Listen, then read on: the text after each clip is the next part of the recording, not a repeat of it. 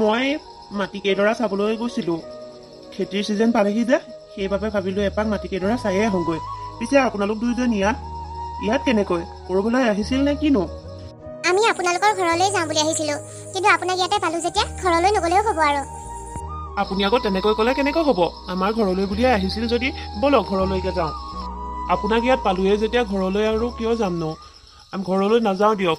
আপোনাৰ লগত কেইটামান কথা আলোচনা কৰিবলৈহে আমি ইয়াতে আহিছিলোঁ।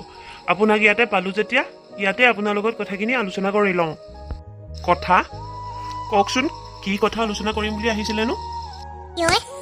আচলতে আমি আপোনালোকৰ ঘৰত ছোৱালী চাবলৈ আহিছিলোঁ, ৰাহুলক ননাকৈ, আৰু সি নেদেখাকৈ আমি বিয়াখন প্ৰায় ফিক্সে কৰি দিছিলোঁ। কিন্তু সি সেইদিনা ছোৱালী দেখি গৈ ঘৰত হুলস্থুল লগাইছে যে ইমান ক'লা ছোৱালী সি বিয়া নকৰায়।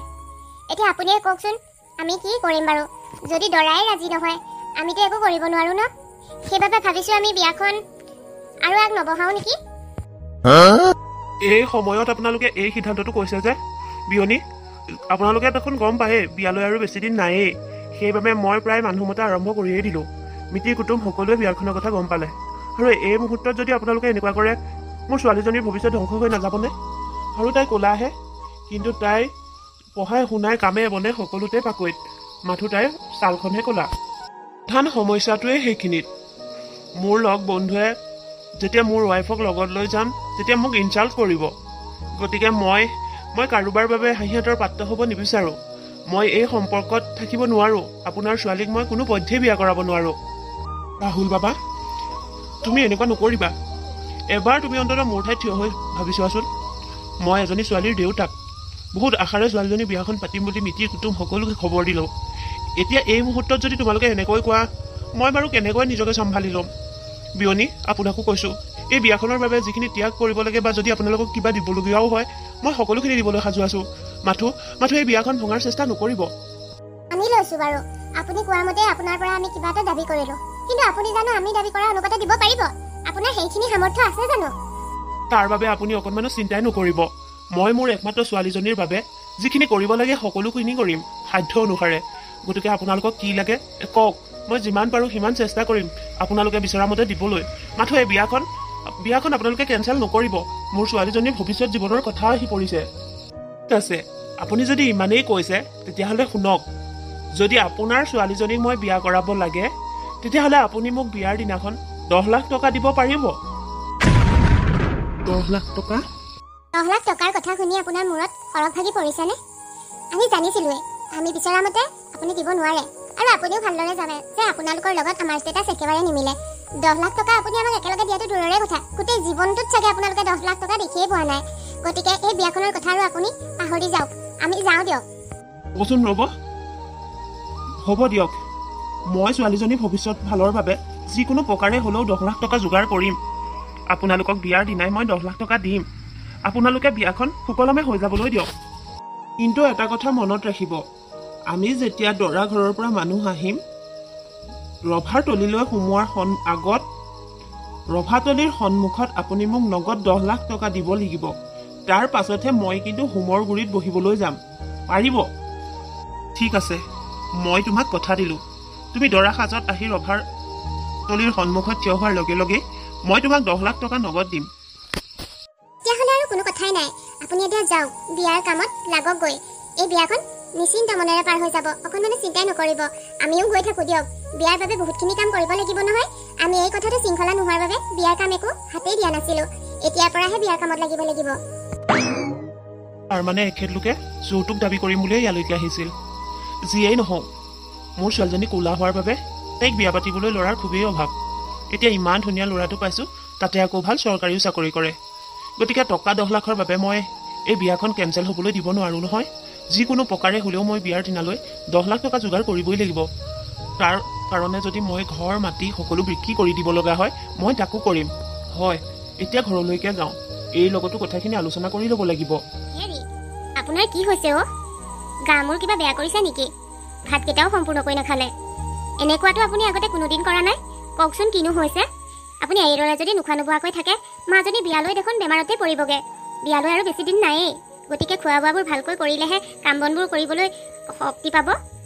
হেৰা, মই বৰ ডাঙৰ সমস্যাত পৰিছোঁ জানানে? আজি পথাৰৰ পৰা আহোঁতে গাঁৱৰ মূৰতে দৰা ঘৰৰ মানুহ পাইছিলোঁ। মাক আৰু ৰাহুল আহিছিল আমাৰ ঘৰত কিছুমান কথা আলোচনা কৰিবলৈ, কিন্তু মোক তাতে পোৱাৰ বাবে কথাখিনি মোকেই কৈ তেওঁলোক তাৰ পৰাই উভতি গ'ল। আৰু তেওঁলোকে যিখিনি কথা কৈ গ'ল, কথাখিনি শুনাৰ পৰা মোৰ মনটো বৰ বিচলিত হৈ আছে। বৰ ডাঙৰ সমস্যা হৈছে জানানে। মোকো কওকচোন, এনেকুৱা কি সমস্যা হৈছে, মোৰো জানিবলৈ মন গৈছে। এইখিনি কথা তোমাকতো ক'বই লাগিব। আচলতে তেওঁলোক আহিছিল বিশেষ এটা কথা ক'বৰ বাবে। ৰাহুলৰ ছোৱালীজনী ক'লা হোৱাৰ বাবে বিয়াখন পাতিবলৈ অমান্তি হৈছে, ঘৰত হুলস্থুল কৰিছে। সেইবাবে তেওঁলোকে বিয়াখন কেঞ্চেল কৰিম বুলিয়েই ক'বৰ বাবে আমাৰ ঘৰলৈ আহিছিল। সেই মুহূৰ্তত তেওঁলোকে তেনেকৈ ক'লে হ'ব নেকি? বিয়াৰ দিন বাৰ ঠিক হৈ গ'ল, মানুহ মাতি আমাৰ প্ৰায় শেষেই হ'ল। এতিয়া ইমানখিনি হৈ যোৱাৰ পাছত তেওঁলোকে বিয়াখন নাপাতো বুলি ক'লে হ'বনে? মই তেখেতলোকক সেইটোকে প্ৰশ্ন কৰিলোঁ। তেখেতলোকে এটাই কথা ক'লে, যদি বিয়াৰ দিনা তেওঁলোকক মই 10 লাখ টকা দিব পাৰোঁ, তেতিয়াহে তেওঁলোকে আমাৰ মাজনীক বিয়া কৰাই লৈ যাব। নহ'লে কোনো কাৰণতে আমাৰ মাজনীক তেওঁলোকে বিয়া কৰাই নিনিয়ে। 10 লাখ টকা? তেওঁলোকে 10 লাখ টকা বিচাৰিলে আমি 10 লাখ টকা ক'ৰ পৰা দিব পাৰিম? আপুনি পিছে তেওঁলোকৰ উত্তৰত কি ক'লে? কমনো কি আৰু, আমিতো ভালদৰেই জানো ছোৱালীজনীৰ যিমান গুণ থাকিলেও তাইৰ ক'লা হোৱাৰ বাবে আজিলৈকে বিয়াৰ প্ৰস্তাৱ এটা অহা নাই। এতিয়া ইমান কষ্টৰ পাছত এই বিয়াৰ প্ৰস্তাৱটো আহিছে। তাতে ৰাহুলো দেখাই শুনাই ভাল, তাৰ উপৰিও তাৰ এটা ভাল চৰকাৰী চাকৰি আছে। এতিয়া পইচা কেইটাৰ বাবে বিয়াখন ভাঙি পেলাবলৈ হ'লে মাজনীৰ মিছাতেই বদনাম নহ'বনে? এনেই দৰা এটাৰ অভাৱ। এতিয়া এই হ'ব লগা বিয়াখন যদি ভাগি যায়, তাৰ বাবে জানো কেতিয়াবা আকৌ দৰা ওলাব? সেইবাবে ভাবিলোঁ কিবা কৰি হ'লেও 10 লাখ টকা যোগাৰ কৰিম। মই এক প্ৰকাৰে তেওঁলোকক কথাই দিলোঁ যে বিয়াৰ দিনা মই তেওঁলোকক 10 লাখ টকা দিম, কিন্তু এই বিয়াখন যাতে কোনো কাৰণতে কেঞ্চেল নকৰে। তেওঁলোকে মোৰ কথাষাৰ মান্তি হ'ল।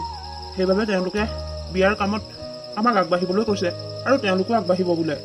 মই আপোনাৰ কথাটো বুজি পাইছোঁ, কিন্তু 10 লাখ টকা কম টকা নহয়।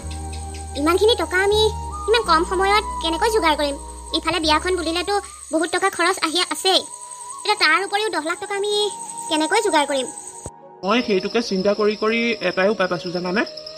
আমাৰ খেতি মাটি কেইডৰাকে বিক্ৰী কৰি দিওঁ। সেই কেইডৰা বিক্ৰী কৰিলে 10 লাখ টকা পাম চাগে। আৰু ছোৱালীজনীৰ ভৱিষ্যতটো সুখ হ'লে আমাক আৰু কি লাগে নহয় জানো। সেইবাবে ভাবিছোঁ সেই খেতি মাটিখিনিকে বিক্ৰী কৰি দিম। কিন্তু সেই খেতি মাটি কেইডৰা বিক্ৰী কৰি দিলে আমাৰ কি হ'ব? আপুনি সাধাৰণ ৰিক্সাখন চলাই তেল নিমখকণহে যোগাৰ যেন তেনে কৰিব পাৰে। এতিয়া যদি খেতি মাটিকণো বিক্ৰী কৰি দিওঁ, আমাৰ দেখোন একেবাৰে অৱস্থা বেয়া হৈ যাব। আমাৰ কথা পাছে পৰে ভাবিম, এতিয়া বিয়াখন ভালদৰে হৈ যাবলৈ দিয়া। ঠিকে আছে তেতিয়াহ'লে, কিন্তু এতিয়া মাটিখিনি বিক্ৰী কৰিবলৈও গ্ৰাহক এজন লাগিব নহয়। গ্ৰাহক এজন বিচাৰ খোচাৰ কৰক। ইমান কম সময়ৰ ভিতৰত ভাল গ্ৰাহক এজন বিচাৰি পোৱাটো খুবেই কঠিন কাম। মই ভাবিছোঁ এনেকৈ গ্ৰাহক বিচাৰি ফুৰাতকৈ মই মৌজাদাৰকে লগ কৰোঁ। মৌজাদাৰে আমাক এই বিপদৰ পৰা উদ্ধাৰ কৰিব পাৰিব। আপুনি যি ভাল দেখে কৰক আৰু। দেউতা, তোমালোকে বিয়াখনৰ বাবে এইদৰে মাটি বাৰী বিক্ৰী কৰি কিয় দাল-দৰিদ্ৰ হ'ব বিচাৰিছা? তেওঁলোকে যদি বিয়াৰ আগতে ইমানখিনি যৌতুক দাবী কৰিছে, তেতিয়াহ'লে ভাবাচোন যৌতুকখিনি পোৱাৰ পাছতো যে আকৌ তোমালোকক এইদৰে হাৰাশাস্তি কৰি নাথাকিব, তাৰ কিবা মানে আছে জানো? মই ভাবিছোঁ এইদৰে যৌতুক দি মেলি বিয়াখন পতাতকৈ এই বিয়াখন কেঞ্চেল কৰি দিয়াটোৱে ভাল হ'ব। তাতকৈ তোমালোকে মোক LLB-টো কমপ্লিট কৰিবলৈ দিয়া। মই যদি চৰকাৰী কিবা এটা কৰিব পাৰোঁ, তেতিয়াহ'লে ভৱিষ্যতে মোৰ কোনো চিন্তা নোহোৱা হ'ব। মাজনী, বিয়াৰ কথা ইমানখিনি আগবঢ়াৰ পাছত এতিয়া বিয়াখন কেঞ্চেল হৈ যোৱাটো তোৰ বাবে একেবাৰে ভাল নহ'ব। গতিকে আমি যি ভাল দেখোঁ তই আমাক কৰিবলৈ দেচোন। আৰু তোৰ পঢ়া শুনাখিনি তই বিয়া হোৱাৰ পাছতো কমপ্লিট কৰিব পাৰিবি নহয়।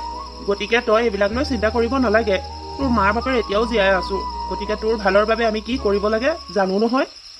দেউতা, মই তোমাক আকৌ কৈছোঁ, এনেকুৱা লোভীয়া মানুহ এঘৰলৈ বিয়া দি হয়তো তোমালোকে বহুত ভুল কৰিবলৈ ওলাইছা। এই বিয়াখনত মোৰ একেবাৰে মন নাই। তোমালোকৰ কথা ৰাখিবলৈহে মই বিয়াখনত হাঁ কৈছিলোঁ। আৰু এতিয়া যেতিয়া তেওঁলোকে ইমানখিনি টকা দাবী কৰিছে, তেতিয়াহ'লে তোমালোকে ইমানখিনি টকা যোগাৰ কৰি বিয়াখন যে পাতা কি প্ৰয়োজন কোৱাচোন? হ'ব, তই এইবোৰ কথাত মাথা ঘুমাব নালাগে। এইখিনি কথা মাথা ঘুমাবলৈ মই বাপেৰটো জীয়াই আছোঁ। তই এতিয়া তোৰ কাম কৰগৈ যা। তোমালোকক মই ইমানকৈ মানা কৰাৰ পাছতো তোমালোকে মোৰ কথা নুশুনিলা। তোমালোকে যি যৌতুকৰ কথা ক'ম বুলি ভাবিলা, কৈহে এৰিলা। নকৈ কেনেকৈ পাৰোঁ বাৰু? ইমান কলিমলি ছোৱালীজনী বিয়া কৰিবলৈ ওলাইছোঁ, তেওঁলোকে যৌতুকৰ নামত অন্ততঃ কিবা এটাতো দিবই লাগিব ন। এনেই আৰু সেই কলিমলি ছোৱালীজনী আমি আমাৰ ঘৰলৈ বিয়া কৰি আনিব নোৱাৰোঁ নহয়। আমাৰ ঘৰখনত কি বস্তুৰ অভাৱ আছে কোৱাচোন, যাৰ বাবে তোমালোকে সেই দুখীয়া মানুহ ঘৰত ইমানখিনি টকাৰ বোজা দি আহিলা যে।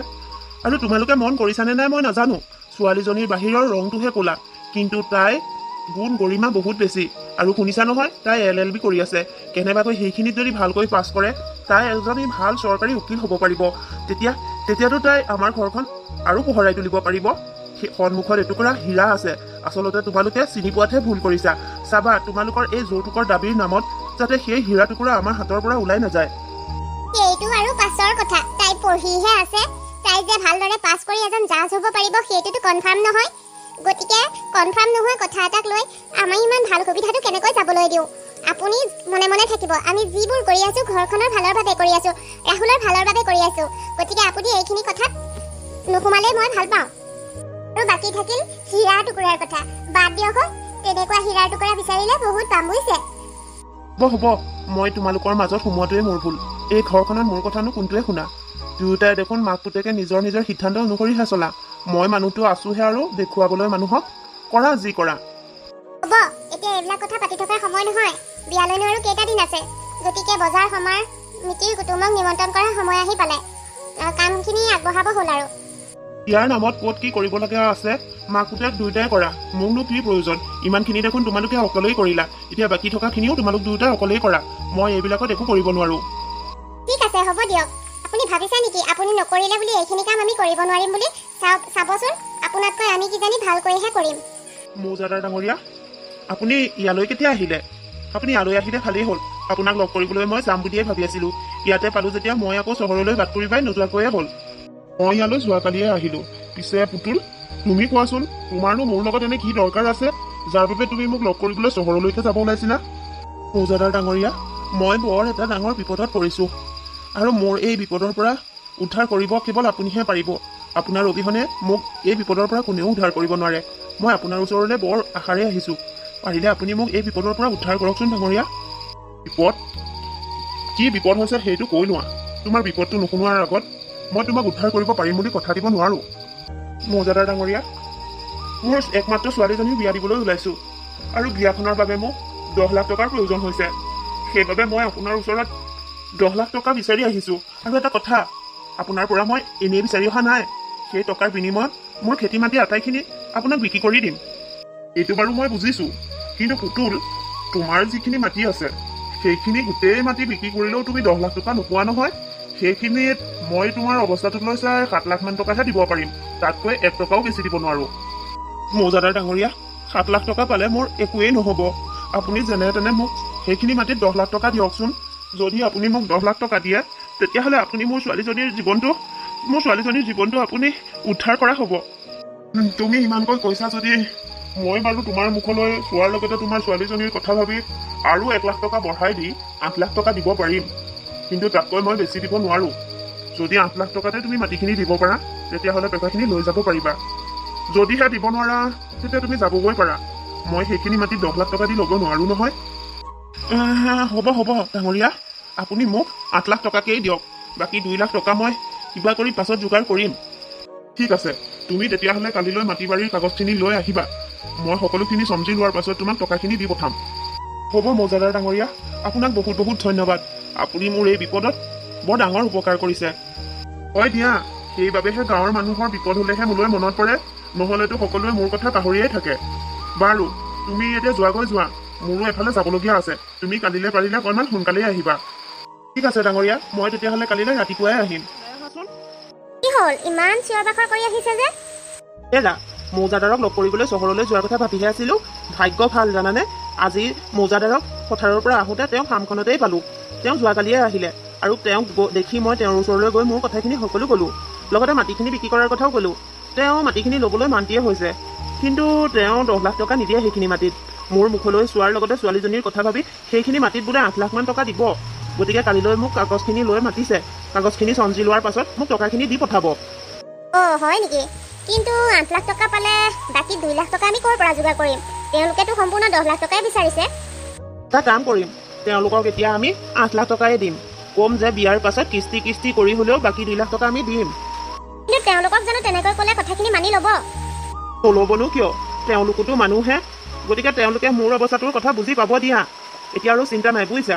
পইচাখিনি যোগাৰ হ'ল যেতিয়া ভালদৰে আমি বিয়াৰ কামত এতিয়া আগবাঢ়িব পাৰিম আৰু। নাজানো আৰু কি হ'বলৈ গৈ আছে। বাৰু আহক, মই ভাত বাঢ়িছিলোঁ। আপুনি আহিলে যেতিয়া আপুনিও খাই ল'ব পাৰিব। তুমি ব'লা, মই মুখ হাত কেইটা ধুই গৈ আছো। আপোনালোক ভালে কুশলে পালেহি? অঁ, আমি পালোহি।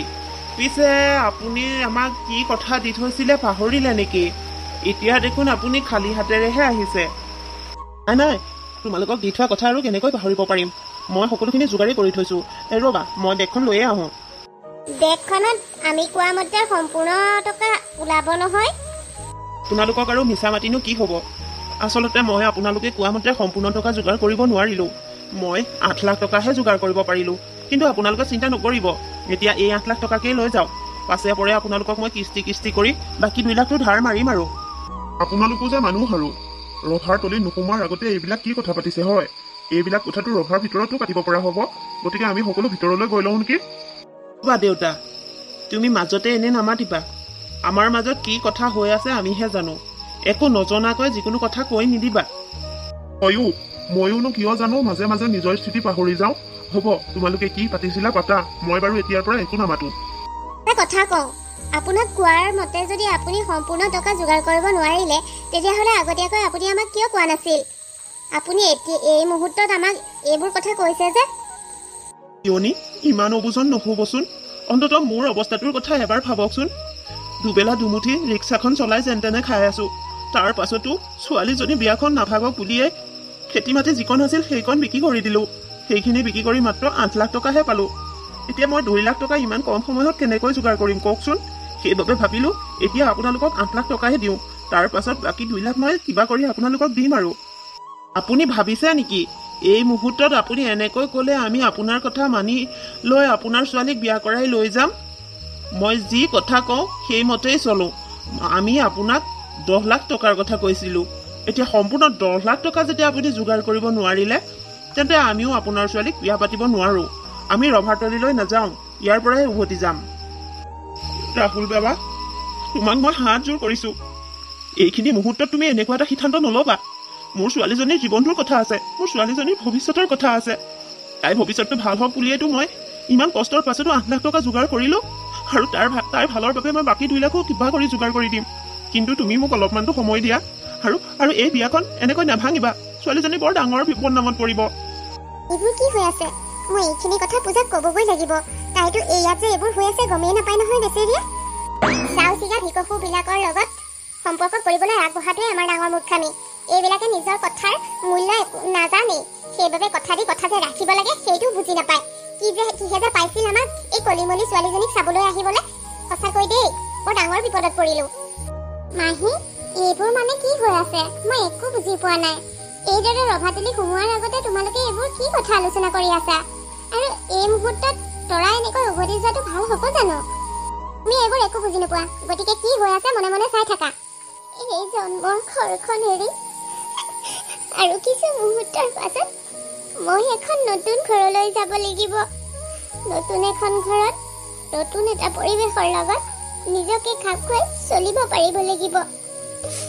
কিন্তু বিয়াৰ আগতে তেওঁলোকৰ যিখিনি আচৰণ দেখিছো, মোৰ যে বুকুখন কঁপিয়ে উঠিছে।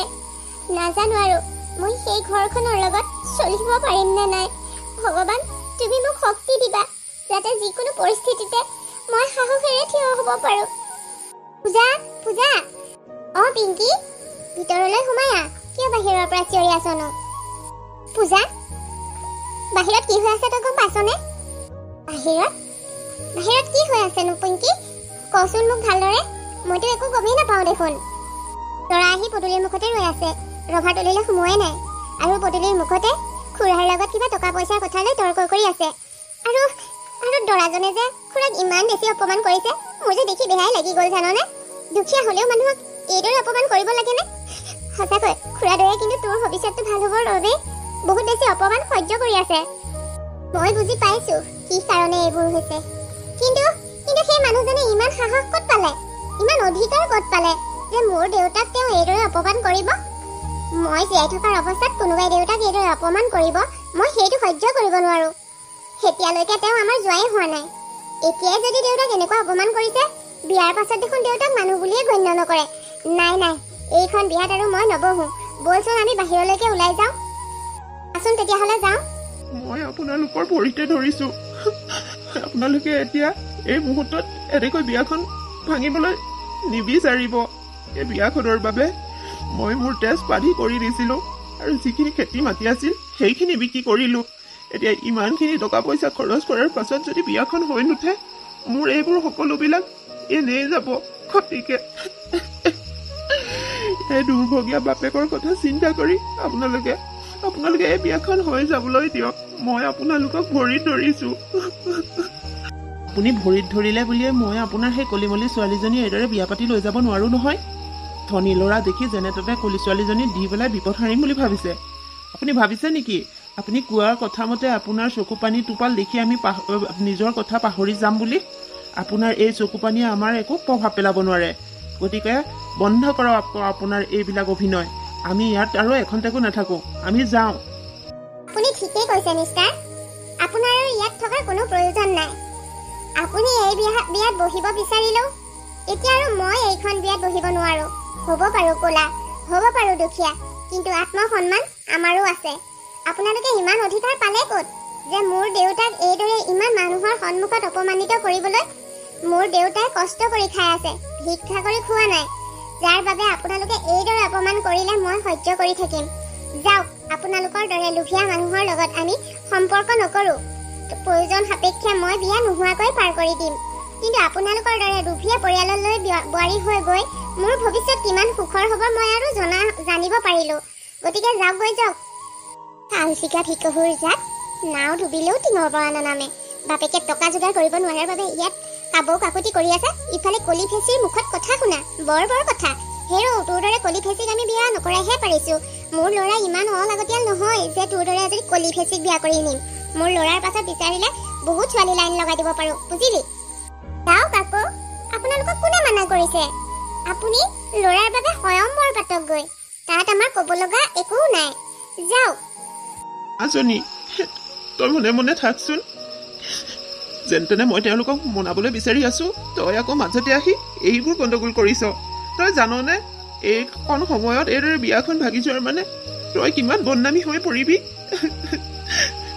ভয় নকৰো সেইবিলাক বদনামৰ বাবে আৰু মই বদনামী হ'ম বুলিয়ে মই ইমানো স্বাৰ্থপৰ নহওঁ যে ইমান সোপা মানুহৰ সন্মুখত তোমাক এইদৰে মই অপমানিত হ'বলৈ দিম দেউতা কোনো প্ৰয়োজন নাই এইদৰে অপমানিত হোৱা নালাগে এইবিলাক মানুহৰ লগত সম্পৰ্ক কৰাটোৱেই ভুল মই যদি কাৰোবাৰ হাঁহি এটা পাত্ৰ হ'ব লাগে হ'ম মই সাজু আছো কিন্তু সেইবাবে তোমাক মই এইদৰে ইমান তললৈ নামিবলৈ দিব নোৱাৰো গতিকে এইবিলাক কথা ইমানতে সমাপ্ত কৰা আজিৰ পৰা আৰু এইদৰে বিয়াৰ কথা কোনো দিন নলিয়াবা মামা এইখিনিত তই এইজনী বৰ কথা শুনি থকাতকৈ বল ঘৰলৈ যাওঁগৈ ৰ'বাচোন কথাবোৰ অকণমান বুজা পৰালৈ আনা বিয়াখন এই মুহূৰ্তত এইদৰে ভাঙি যোৱাটো ভাল হ'ব জানো ভাল বেয়া আপুনি আমাক শিকাব নালাগে কি ভাল কি বেয়া আমি ভালদৰে জানো আপোনাৰ যদি যাবলৈ ইচ্ছা নাই থাকক কিন্তু আমি আৰু ইয়াত এক ছেকেণ্ডো থাকিব নোৱাৰো ৰাহুল আহা আমি যাওঁ কওকচোন আপোনালোকে বিয়য় মা পুতেকৰ হৈয়ে ময়ে আপোনাৰ ওচৰত ক্ষমা বিচাৰিছো জানো এই ভুল ক্ষমাৰ যোগ্য নহয় কিন্তু কি কৰিব এইবিলাক হৈ থকা দেখিও মই একো মাতিব পৰা নাই আপুনি হয়তো এইখিনি সময়ত বুজি পাইছে যে এই মাক পুতেকে মোক মানুহ বুলিয়েই নামানে ঘৰখনত থাকিব লাগে বুলিহে মই আছো কিন্তু এই মাক পুতেকে নিজৰ সিদ্ধান্ত নিজৰ মতে লয় আৰু সেইমতেহে কৰে মোৰ কোনো কথা তেওঁলোকে গুৰুত্বই নিদিয়ে গতিকে মই ইচ্ছা কৰিও একো কৰিব পৰা নাই আপোনালোকে মোক ক্ষমা কৰি দিব সকলো শেষ হৈ গ'ল ইমানবোৰ টকা পইচা কষ্টৰে গোটাই মেলি বিয়াখন পাতিছিলো কিন্তু বিয়াখনো সুকলমে হ'বলৈ নাপালে সকলো শেষ হৈ গ'ল মোৰ ছোৱালীজনীৰ ভৱিষ্যত শেষ হৈ গ'ল অন্ধকাৰ হৈ গ'ল তাইৰ জীৱনটো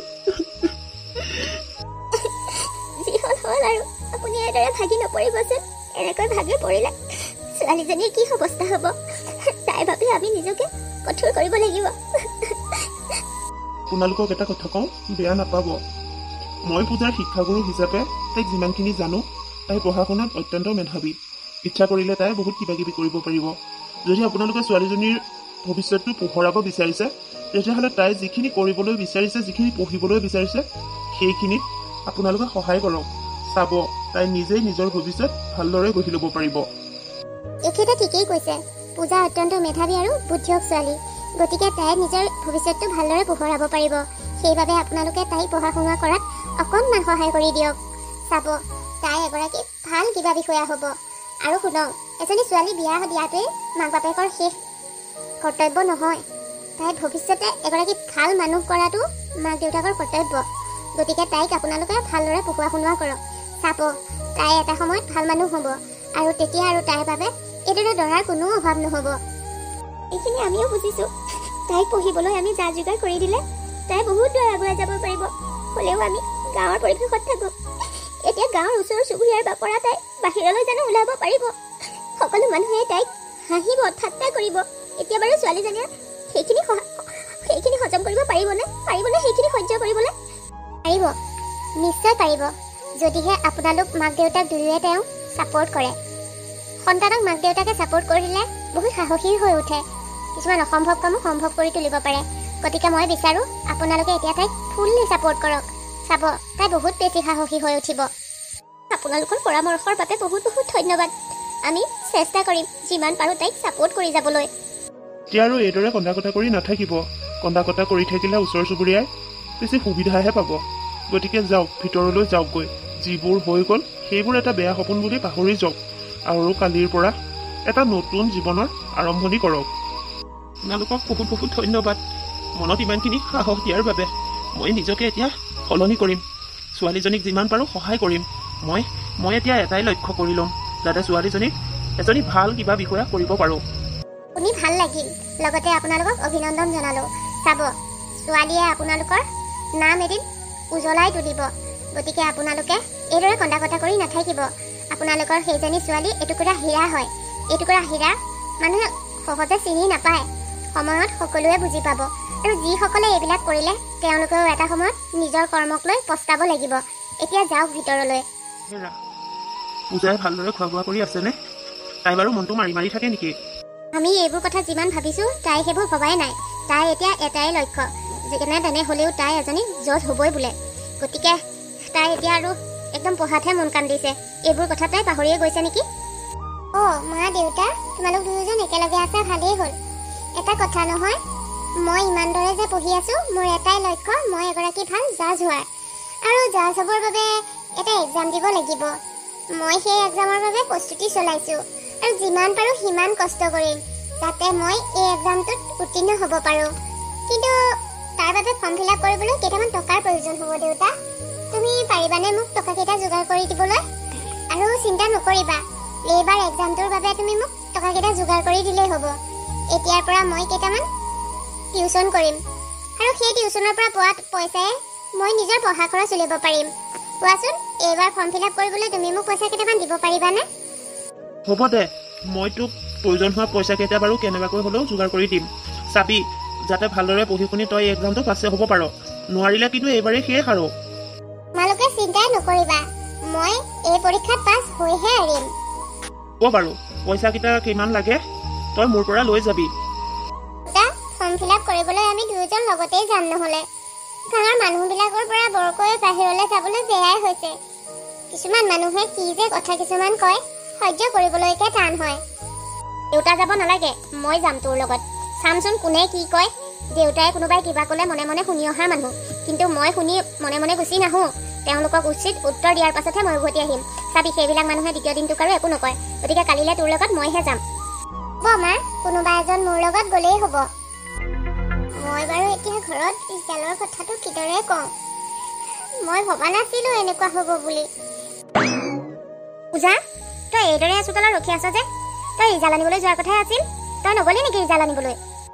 গৈছিলোঁ মা, মই ৰিজাল আনিবলৈ গৈছিলোঁ যদি ক আকৌ, তোৰ ৰিজাল্ট কেনেকুৱা হ'ল? এইদৰে মনে মনে ৰখি থাকিলে আমিনো কি জানিম? কচোন, তোৰ ৰিজাল্ট কি হ'ল? মা, মই যি ভাবি ইমানকৈ কষ্ট কৰিলোঁ, সেই কষ্টমতে ফল নাপালোঁ। মই পাছ নকৰিলোঁ। কি? তই পাছ নকৰিবি? হ'ব দে, পৰীক্ষা দিলে যে পাছ হ'বই লাগিব সেইটোতো নহয়। এইবাৰ বেয়া হ'ল কি হ'ল? আকৌ এবাৰ দিবি, এইবাৰ আৰু কষ্ট কৰিবি। চাবি, এইবাৰ তই ভালদৰে পাছ কৰিবি। কিন্তু মা, দেউতাই জানো মোক আকৌ এক্সাম দিবলৈ দিব? প্ৰথমবাৰ এক্সামৰ আগতে কৈছিল দেখোন, এইবাৰ পাছ কৰিলে কৰিবি, নকৰিলে শেষ বুলি। আৰু এতিয়া মই ইচ্ছা কৰিলেও জানো দেউতাৰ বাবে এক্সাম দিব পাৰিম। মই সেইবোৰ চিন্তা কৰি মন বেয়া কৰিব নালাগে। বাপেৰক কেনেকৈ বুজাব লাগে মই জানো, গতিকে মই বাপেৰক বুজাম। তই এইবোৰ চিন্তা কৰিব নালাগে। আকৌ এবাৰ পৰীক্ষা দিবলৈ তই নিজকে প্ৰস্তুত কৰি ল। হ'ব মা, এইবাৰ মই আগতকৈও বহুত বেছি কষ্ট কৰিম, বহুত মনোযোগেৰে পঢ়িম। চাবা, এইবাৰ মই পাছ কৰিহে এৰিম। এইবোৰ পাছত দেখা যাব। এতিয়া আহ, ভিতৰলৈ আহ। এবাৰ নহয় দুবাৰকৈ পৰীক্ষা দিলি, কিন্তু এবাৰো তই পাছ কৰিব নোৱাৰিলি। দুটা এটা নম্বৰৰ বাবে ফেইল হৈছ। আচলতে ভগৱানে আমাৰ দৰে দুখীয়া মানুহলৈ চকু মেলি নাচায়। গতিকে অযথা কষ্ট কৰি একো লাভ নাই, বুজিছনে? এতিয়া আকৌ 3 নম্বৰ বাৰ পৰীক্ষা তই দি এনেই কষ্ট কৰিব নালাগে। মই ভাবিছো মই আকৌ তোৰ বাবে ল'ৰা এটা চোৱাৰহে ব্যৱস্থা কৰো। দেউতা, প্ৰথমবাৰে মোৰ লগত বিয়া বুলি যিখন হ'ল আৰু মোৰ লগত ইমান এটা ডাঙৰ ঘটনা ঘটি যোৱাৰ পাছত মই দ্বিতীয়বাৰ বিয়াৰ কথা চিন্তাই কৰিব নোৱাৰো। যদি তোমালোকে মোক খুৱাই বুৱাই কষ্ট পাইছা, তেতিয়াহ'লে মই ঘৰ এৰি গুচি যাম, কিন্তু মই বিয়াত নোসোমাওঁ। পূজাই ঠিকেই কৈছে। আপুনিনো ছোৱালীজনীৰ আগত কি বিয়াৰ কথা কৈ থাকে? তাইৰ লগত হৈ যোৱা ঘটনাটো তাই জানো পাহৰিব পাৰিছে? তাই ইমানখিনি মনত কষ্ট পোৱাৰ পাছত কেনেকৈ বিয়াৰ কথা চিন্তা কৰিব পাৰে? আপুনি বিয়াৰ কথা চিন্তা কৰাতকৈ তাইক আকৌ এবাৰ পৰীক্ষাটো দিবলৈকে সুযোগ দিয়কচোন। এইবাৰ কিজানি কিবা এটা হয়ে। আকৌ এবাৰ চেষ্টা কৰি চোৱাতনো কি আপত্তি? অ দেউতা, মায়ে ইমান ধুনীয়াকৈ বুজি পাইছা, তুমিনো কথাবোৰ কিয় বুজি পোৱা নাই? দুবাৰ পাছ কৰিব নোৱাৰিলো বুলি 3 নম্বৰ বাৰো যে পাছ নকৰিম সেইটো জানো হ'ব পাৰে? এইবাৰ মই আৰু বেছি কষ্ট কৰিম। চাবা, এইবাৰ পাছ কৰিহে এৰিম। আৰু এইবাৰ কথা দিলো, এইবাৰ যদি মই পাছ কৰিব নোৱাৰো, তেতিয়াহ'লে দ্বিতীয় দিন তোমালোকক আৰু মই পৰীক্ষাৰ কথা কেতিয়াও নকওঁ। কিন্তু এইবাৰ মোক শেষ এটা সুযোগ দিয়াচোন তুমি। তোৰ কষ্টবোৰ দেখিহে মই তোক তেনেকৈ কৈছো আইজনী। দিনৰ দিনটো তাৰ ঘৰত গৈ টিউচন পঢ়াবি, তাৰ পৰা আহি ৰাতিটো উজাগৰে থাকি পঢ়িবি। ইমানখিনি কৰাৰ পাছতো তই পাছ কৰিব পৰা নাই। সেইবাবে ভাবিছো তই আৰু কষ্ট কৰিব নালাগে। তথাপিও যদি তহঁত দুজনীয়ে সেইটোলৈ আকৌ মন মেলিছ, ময়ো পিছ পৰি নাথাকো দে। তই পৰীক্ষালৈ সাজু হ, মই তোক বাধা নিদিওঁ। ঠিক আছে দেউতা, তুমি যেতিয়া ক'লা মই আৰু চিন্তা নকৰো। এইবাৰ চাবা, এইবাৰ মই পাছ হৈহে এৰিম। এইবাৰ তোমাৰ ছোৱালী জাজ হৈহে এৰিব। আপুনিনো ছোৱালীজনীৰ সন্মুখত আকৌ বিয়াৰ কথা কিয় উলিয়াইছে বাৰু? তাই কটা ঘৰৰ টুকুৰা ভালদৰে শুকুৱাই নাই, এইদৰে নিমখ কিয় ছটিয়াইছে? মই আৰু কি কৰিম কোৱাচোন? মোৰ দিন ৰাতি এটাই মাথো চিন্তা, ছোৱালীজনীৰ ভৱিষ্যতটো কি হ'ব। এতিয়া আমি দুটা জীয়াই আছো বাবে তাই কোনো চিন্তা নাই, কিন্তু আমি দুটাতো অমৰ নহয় যে সদায় জীয়াই থাকিম। আমি মৰি গ'লে তাই অকলে অকলে কি কৰিব? সেইবাবে ভাবিছো ভাল ল'ৰা এটা চাই তাইক বিয়াখন দিওঁ। কাৰোবাৰ হাতত তাইক গতা থ'ব পাৰিলে অন্ততঃ শান্তিৰে চকুকেইটা মুদিব পাৰিম। আমি বিচাৰিলে জানো তেনেকুৱা এজন ভাল ল'ৰা পাম? আকৌ বিয়াখনৰ কথা চিন্তা কৰিলে আগতে হৈ যোৱা ঘটনাটো যে নহ'ব তাৰ কিবা মানে আছে জানো? গতিকে এইবিলাক চিন্তা কৰাতকৈ তাইক কিবা এটা চৰকাৰী চাকৰি পোৱাৰ ব্যৱস্থা কৰিব পাৰিলে বেছি ভাল হ'ব। তাই চৰকাৰী কিবা এটা পালে তাই ভৱিষ্যতে নিজেই ঠান ঠিক লাগিব। এইটোকে হ'ব বুলিয়েইতো মই দুবাৰকৈ তাইক পৰীক্ষা দিবলৈ দিলোঁ, কিন্তু ক'তা পাছ কৰিব পৰা নাই। সেইবাবেহে মই এনেকৈ কৈছোঁ। আৰু ছোৱালীজনীক এনেকৈ কষ্ট কৰি চেহেৰাটো কেনেকুৱা হৈছে দেখিছানে? তাইৰ মুখখন দেখিলে মোৰ বেয়া লগা হৈছে। সেইবাবে নানা চিন্তা মূৰত আহিবলৈ লৈছে। এইবাৰ নিশ্চয় তাই পাছ কৰিব, মোৰ মনেও সেইটো কথা কৈ আছে। গতিকে এইবাৰলৈ তাইক পৰীক্ষাটো দিবলৈ দিয়ক। আৰু তাই যদি এইটো পৰীক্ষাত পাছ কৰে, তেতিয়া আমি তাইক লৈ ভৱিষ্যতে একো চিন্তা কৰিব নালাগে আৰু। বাৰু, এইবাৰলৈ তাই পৰীক্ষাটো দিয়ক, মই একো নকওঁ। কিন্তু এইবাৰ পাছ নকৰিলে মই কিন্তু বিয়াৰ কথা চিন্তা কৰিম আকৌ। হ'ব, এইবাৰ যদি পাছ নকৰে ময়ো আপোনাক বিয়াৰ কথা চিন্তা কৰিবলৈ মানা নকৰোঁ। যি ইচ্ছা সেইমতেই কৰিব। মা, তুমি ক'ত আছানো? মই বাহিৰৰ চোফাতে বহি আছো, ইয়ালৈকে সোমাই আহাচোন। কিনো হ'ল? মা, বৰ ডাঙৰ খবৰ এটা পাই আহিছো অ'। তোমালোকে কেনেবাকৈ খবৰটো গম পাইছা নি বাৰু? কি খবৰনো? মই একো গম পোৱা নাই, কোৱাচোন তুমি কিনো খবৰ? মা, আমি যে বিয়া ভাঙিছিলো পূজা এতিয়া চিভিল জাজ হ'ল নহয়। তাই এতিয়া বহুত ডাঙৰ মানুহ হৈ গ'ল। আৰু তাই দৰমহা পাতিও ভাল পাব জানানে? আমি যে তাই বিয়াখন ভাঙি বৰ ডাঙৰ কাম কৰিলোঁ। যদি বিয়াখন তাই নাভাঙি আমি বিয়া পাতি আনিলোহেঁতেন, এতিয়া তাইৰ জৰিয়তে আমি বহুত কেছ মীমাংসা কৰিব পাৰিলোঁ হয়। আৰু আমাৰ অতদিনৰ পৰা চলি থকা মাটিৰ কেছটো তাইৰ জৰিয়তে মীমাংসা কৰি ল'ব পাৰিলোহেঁতেন। আমি বৰ ডাঙৰ ভুল কৰিলোঁ জানানে? মই মাৰক তেতিয়াই কৈছিলোঁ যে পূজা ক'লা হ'লেও তাই এটুকুৰা হীৰা। তাইৰ কথা মই বহুতৰ মুখত শুনিছিলোঁ, তাই যে পঢ়াত বহুত মেধাৱী। আৰু তেতিয়াই মই গম পাইছিলোঁ তাই যে এনেকুৱা এটা এক্সামত পাছ কৰি এজনী ভাল জাজ হ'ব পাৰিব। সেইবাবে তহঁতক মই কথাবিলাক কামবিলাক চাই চিন্তি কৰিব কৈছিলোঁ। তহঁত মাক পুতেকে মোৰ কথা এবাৰো নুশুনিলি, এতিয়া নিজে পস্তাইছনে? এতিয়া সকলোবিলাক শেষ আৰু। আপুনি মনে মনে থাককচোন, এনেই আগবাঢ়ি নোহোৱাকৈ কথা কিছুমান কয়। ৰাহুল, এতিয়াও বহুত পলম হৈ যোৱা নাই। আমি কৰা ভুলটো এতিয়াও শুধৰণি কৰিব পাৰিম, বুজিলা? এতিয়াও তাইক আমি অভিনয়ৰ মাজেৰে আমাৰ বোৱাৰী আকৌ কৰি আনিব পাৰিম। আৰু এতিয়া তাইক বোৱাৰী কৰি আনিবলৈ মোৰ কোনো আপত্তি নাই। আৰু বাপেকেও সেই 10 লাখ টকা দিয়াৰ কোনো প্ৰয়োজন নাই। আমি একো তাইৰ পৰা যৌতুক নোলোৱাকৈ তাইক আমি বিয়া কৰাই আনিম। আৰু তাইক বিয়া কৰাই আনিব পাৰিলে আমাৰ ইমান দিনৰ চলি থকা কেছবিলাক আমি মীমাংসা কৰি ল'ব পাৰিম। নে তুমি কি কোৱা? হা, মোৰ পূজাক বিয়া কৰাবলৈ ইচ্ছা তেতিয়াও আছিল, এতিয়াও আছে। কিন্তু তোমাৰ বাবেহে মই তাইক ক'লা হোৱাৰ বাবে বিয়া নকৰাওঁ বুলি কৈছিলোঁ। কিন্তু তাই ক'লা হ'লেও তাইৰ কথা বতৰা চাল চৰণত মই প্ৰভাৱিত হৈছিলোঁ। মনে মনে মই তাইৰ প্ৰেমত পৰিছিলোঁ। গতিকে এতিয়াও যদি তাইক তুমি মোক বিয়া কৰাবলৈ কোৱা, তেতিয়াহ'লে মই তাইক বিয়া কৰাব পাৰিম। ঠিক আছে, তেতিয়াহ'লে আৰু দুদিনমান ধৈৰ্য ধৰা। তাই পোষ্টিং হয়নো কি কৰে তাকে চাই লওঁচোন। কি ঠিক, কিজানি তাই পোষ্টিং হৈ আমাৰ কেছকেইটা হাতত নল'বও পাৰে। যদিহে আমাৰ কেছকেইটা তাইৰ হাতলৈ যায়, তেতিয়া আৰু আমি পলম নকৰোঁ। অতি সোনকালে আমি তাইৰ ঘৰলৈ গৈ তাইৰ বাবে বিয়াৰ প্ৰস্তাৱ আগবঢ়াম। সেইবাবে আমি আৰু কেইদিনমান চাই ল'ব লাগিব। ঠিক আছে মা, তেতিয়াহ'লে এইবিলাক কথা মই তোমাৰ ওপৰত চমজালোঁ। তুমি যি ভাল দেখা কৰিবা।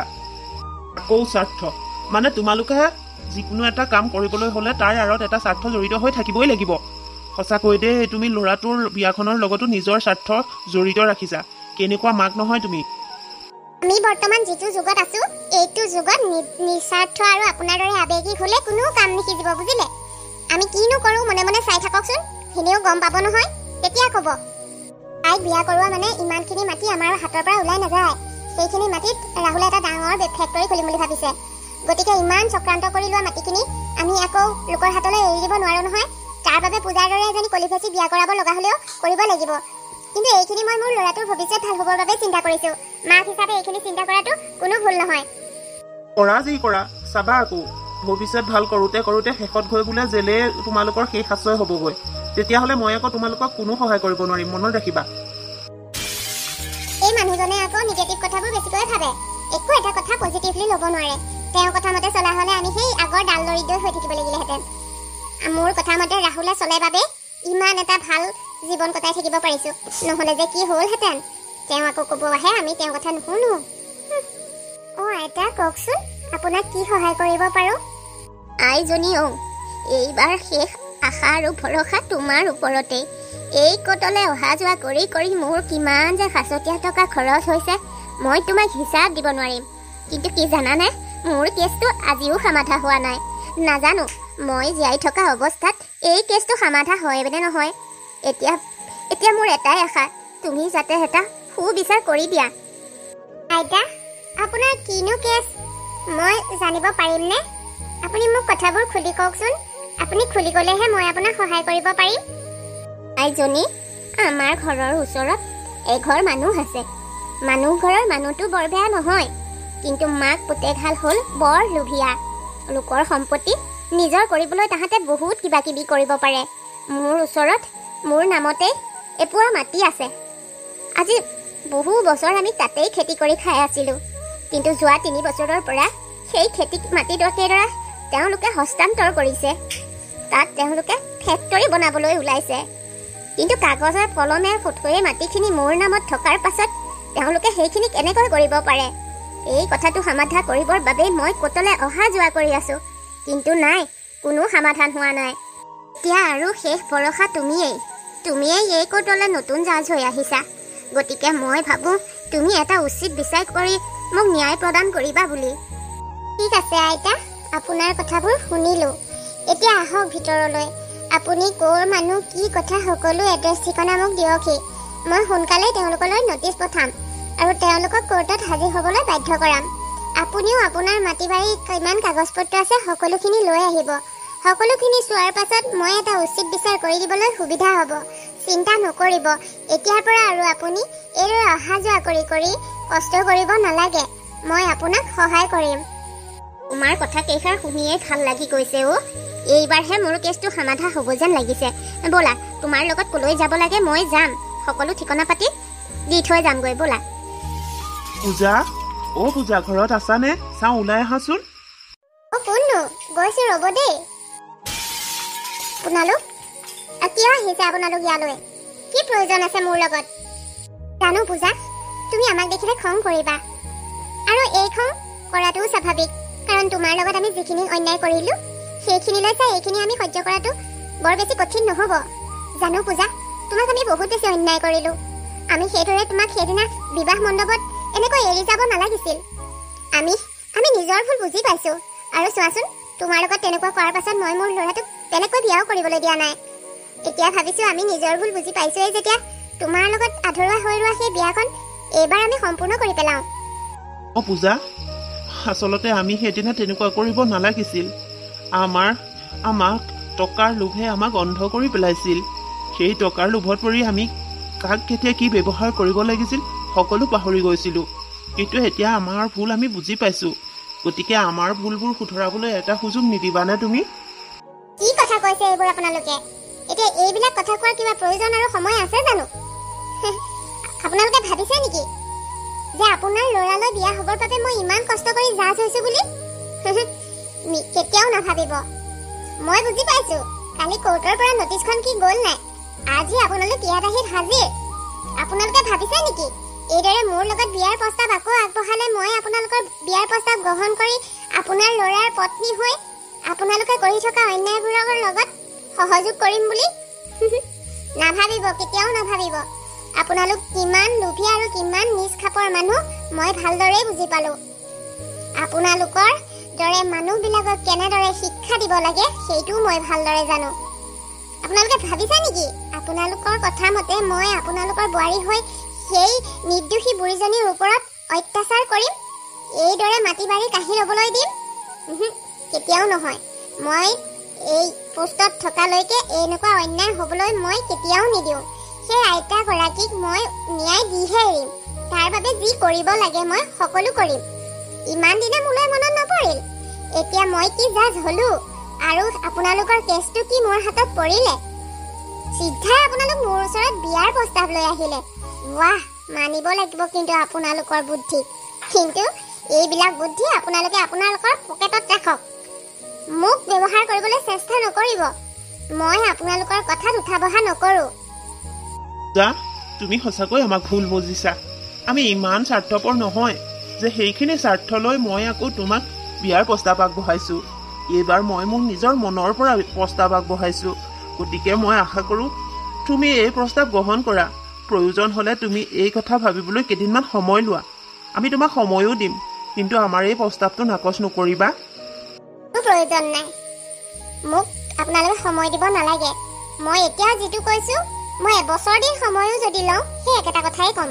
মই আপোনালোকৰ ঘৰত আপোনালোকৰ দৰে মানুহৰ লগত সম্পৰ্ক কৰিব নোৱাৰো। আৰু আপোনালোকক মই ধন্যবাদ দিছো এইটো কাৰণেই যে সেইদিনা যদি আপোনালোকে বিয়াখন ভাঙি নিদিলে হয়, আজি মই এইদৰে এগৰাকী জাজ হ'ব নোৱাৰিলো হয়। এইদৰে নিৰ্দোষীক মই শাস্তি পাই থকাৰ পৰা বচাব নোৱাৰিলো হয়। এতিয়া মই উচিত ন্যায় দিব পাৰিম। এইখিনি কৰিবলৈ আপোনালোকে বিয়াখন ভঙাৰ বাবেহে সম্ভৱ হৈছে, তাৰ বাবে আপোনালোকক ধন্যবাদ জনাইছো। কিন্তু এইটো ভুলতো নাভাবিব যে আপোনালোকৰ দৰে থাৰ্ড ক্লাছ স্বাৰ্থলোভী মানুহৰ লগত মই সম্পৰ্ক কৰিম। যাওক, কাইলৈ কোৰ্টলৈ মাতিছো নহয়, তাতেই লগ পাম। আৰু এটা কথা, দ্বিতীয় দিন এইদৰে মোৰ ঘৰত আৰু যাতে নাহে, নহ'লে কিন্তু মই আইনী ব্যৱস্থা গ্ৰহণ কৰিবলৈ বেছি সময় নালাগিব। হ'ব দিয়া, আৰু সামান্য জাজজনী হৈয়ে যদি ইমান অহংকাৰী হৈছা, আমিনো কি কৰিম আৰু? এনেও আৰু চাকৰিটো হ'ল বুলি তোমাৰ ৰংটো ভগা হৈ নাযায় ন। ক'লা যদিও তোমাক আকৌ বিয়াৰ প্ৰস্তাৱ আগবঢ়াবলৈ আহিছিলো নিজৰ ভুলবোৰ বুজি পোৱাৰ বাবে, কিন্তু তুমি যেতিয়া আমাক সুবিধাই নিদিলে আমিনো আৰু কি কৰিম? ৰাহুল, ব'লা আমি গৈ থাকো। কথা ক'ব আহিছে, মই নাজানো আৰু তেওঁলোকক। মই আৰু তাহাঁতৰ দৰে মানুহক বুজিবলৈ বাকী নাই। কি স্বাৰ্থত ব্যৱহাৰ কৰিবৰ বাবে এইদৰে বিয়াৰ প্ৰস্তাৱ আগবঢ়াইছে মই ভালদৰে বুজি পাইছো, কিন্তু মই এনেকুৱা স্বাৰ্থলোভী ষড়যন্ত্ৰকাৰী মানুহক কোনোদিনেই সুবিধা নিদিওঁ। মোৰ মগজৰ পৰা বিয়া নামৰ কথাটো কেতিয়াবা ওলাই গ'ল। এতিয়া মোৰ এটাই লক্ষ্য, সকলোকে উচিত ন্যায় দিয়াৰ লগতে মা দেউতাক এটা সুখী জীৱন দিয়া, কাৰণ মা দেউতাই বহুত কষ্টৰে জীৱনবোৰ পাৰ কৰিলে। এতিয়া মা দেউতাক সুখত ৰখাটোৱে মোৰ প্ৰধান কৰ্তব্য। গতিকে মই আৰু এইবিলাক জঞ্জালত সোমাব নিবিচাৰো। এতিয়া আপোনাৰ কাগজ পত্ৰবোৰ সম্পূৰ্ণকৈ চোৱাৰ পাছত এইটোৱে প্ৰমাণ হ'ল যে আপোনাৰ কথাৰ প্ৰতিটো কথাই শুদ্ধ আৰু সত্য। সকলোখিনি মাটি বাৰী এতিয়াও আপোনাৰ নামতেই আছে, অৰ্থাৎ সেইখিনি মাটি আপোনাৰ, যিখিনি এওঁলোকে চক্ৰান্ত কৰি জালিয়াতিৰে আপোনাৰ পৰা হস্তান্তৰ কৰিব বিচাৰিছিল আৰু নিজৰ স্বাৰ্থ সিদ্ধিৰ বাবে ফেক্টৰী বনাব খুজিছিল। কিন্তু এইটো এটা আইনমতে অপৰাধ। এইদৰে আনৰ সম্পত্তি হস্তান্তৰ কৰিব নাপায়।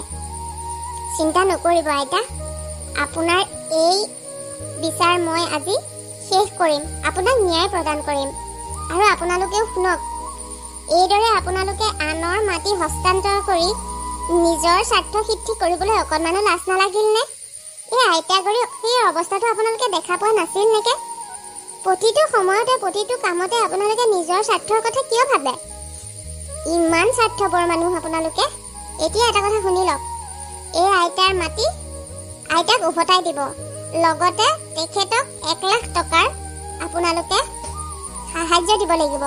কাৰণ এই কেছখন সমাধান কৰিবৰ বাবে আইতাই কোৰ্টলৈ বহুত অহা যোৱা কৰিলে। তাত আইতাৰ বহুত টকা খৰচ হ'ল, লগতে আইতাই মানসিকভাৱেও বহুত কষ্ট পালে। গতিকে এইখিনি ঋণটো আপোনালোকে পৰিশোধ কৰিব নোৱাৰে। তথাপিও আপোনালোকে 1 লাখ টকা যদি আইতাক দিয়ে, আইতাই অকণমান সকাহ পাব। ইমান দুখীয়া নিচলা মানুহ এগৰাকীৰ ওপৰত এইদৰে ষড়যন্ত্ৰ কৰি সেই মাটি টুকুৰা ল'বলৈ আপোনালোকৰ অলপমানো বেয়া নালাগিল নে? এতিয়া আপোনালোকে অতি সোনকালে মই যেনেকৈ কৈছোঁ তেনেকৈ কৰক। আৰু আইতা, মই কোৱা মতে যদি কামবোৰ নকৰে আপুনি মোৰ ওচৰলৈ আকৌ আহিব। তেতিয়া কি ব্যৱস্থা কৰিব লাগে মই ভালদৰে জানো। আইজনী, তোমাক বহুত বহুত ধন্যবাদ। তোমাৰ বাবেই আজি ইমান দীৰ্ঘদিনৰ পৰা চলি থকা এটা কেছ সমাধান হৈছে। ময়ো এটা উচিত ন্যায় পালোঁ। তোমাক ভগৱানে মংগল কৰক। আইতা, ধন্যবাদ দিয়াৰ কোনো প্ৰয়োজন নাই, কাৰণ এইটো মোৰ দায়িত্ব আৰু কৰ্তব্য। এতিয়াৰ পৰা আপুনি চিন্তা নকৰিব, সেইখিনি মাটি আপোনাৰ। তাত আপুনি আপোনাৰ ইচ্ছা অনুসৰি যি মন কৰিব পাৰে, তাত কোনেও একো কৰিব নোৱাৰে। আৰু যদিহে ভৱিষ্যতে কোনোবাই কেনেবাকৈ অপকাৰ কৰিবলৈ চেষ্টা কৰে, আপুনি মোক তৎকালীনভাৱে জনাব। তাৰ উচিত ব্যৱস্থা মই কৰিম। এতিয়া আপুনি যাওক। হ'ব আই, মই তেতিয়াহ'লে গৈ থাকোঁ। আপোনালোকেও শুনি লওক, চাব যাতে আইতাগৰাকীক কোনো ধৰণৰ মানসিক প্ৰেছাৰ বা কোনো ষড়যন্ত্ৰৰ বলি নকৰে। যদি আইতাৰ কেনেবাকৈ কিবাও অকণমানো ক্ষতি হয়, তাৰ বাবে কিন্তু জগৰীয়া আপোনালোকেই হ'ব। ভৱিষ্যতে এইদৰে আনৰ সম্পত্তি নিজৰ হস্তান্তৰ কৰাৰ আগত 100 বাৰ ভাবিব, কাৰণ ইয়াত মই যেতিয়ালৈকে থাকিম তেতিয়ালৈকে আপোনালোকৰ ওপৰত সম্পূৰ্ণ দৃষ্টি মোৰ থাকিব। এতিয়া যাওক। আইজনী, তোমাৰ কৰ্ম দেখি মই সঁচাকৈ বৰ সুখী হৈছোঁ। তুমি এটা উচিত বিচাৰ কৰিলা, এওঁলোকে এটা উচিত শিক্ষা পাইছে। আৰু আইজনী, মোক ক্ষমা কৰিবা। মই তোমাৰ লগত হোৱা অন্যায়বোৰ দেখিও একো মাতিব পৰা নাছিলোঁ, কাৰণ ঘৰখনত মই এটা মুখাহে। মোৰ কথা কোনেও শুনিব নিবিচাৰে, মোৰ কথা কোনো অৰ্থই নাই। সেইবাবে মই ইচ্ছা কৰিও তোমাক মোৰ বোৱাৰী কৰিব নোৱাৰিলোঁ। সেইটো দুখ মোৰ আজীৱন থাকি যাব। কিন্তু তুমি এইদৰে সদায় সুখী হৈ থাকিলে মই অকণমান হ'লেও নিজকে সান্তনা দিব পাৰিম। আইজনী, এইদৰে নিজৰ কৰ্মক্ষেত্ৰত আগুৱাই যোৱা। আমাৰ আশীৰ্বাদ তোমাৰ ওপৰত সদায় আছে। আপোনাৰ অৱস্থাটো মই বুজি পাইছোঁ। আপোনাৰ ওপৰত মোৰ অকণমানো আক্ষেপ নাই। আৰু আপুনি মোৰ ওচৰত ক্ষমা খোজাৰো কোনো প্ৰয়োজন নাই। আপোনাক মই মোৰ নিজৰ দেউতাৰ দৰেই ভাবোঁ। গতিকে দেউতাকে নিজৰ সন্তানৰ আগত ক্ষমা বিচাৰিলে জানো ভাল লাগে? মোক যদি আপুনি আপোনাৰ ছোৱালীৰ দৰে ভাবিব পাৰে, তেতিয়াহ'লে এইদৰে কোনোদিন আৰু ক্ষমাসূচক কথা নক'ব। হ'ব আইজনী, মই বাৰু এনেকুৱা কথা নকওঁ আৰু। এতিয়াৰ পৰা তুমি মোৰ নিজৰ ছোৱালীৰ দৰেই, মই তোমাক নিজৰ ছোৱালীৰ দৰেই ভাবিম। মাজে সময়ে আহিম আকৌ তোমাক লগ কৰিবলৈ। কৰিবা নহয় মোক লগ? পাতিবানে মোৰ লগত কথা? নিশ্চয় দেউতা।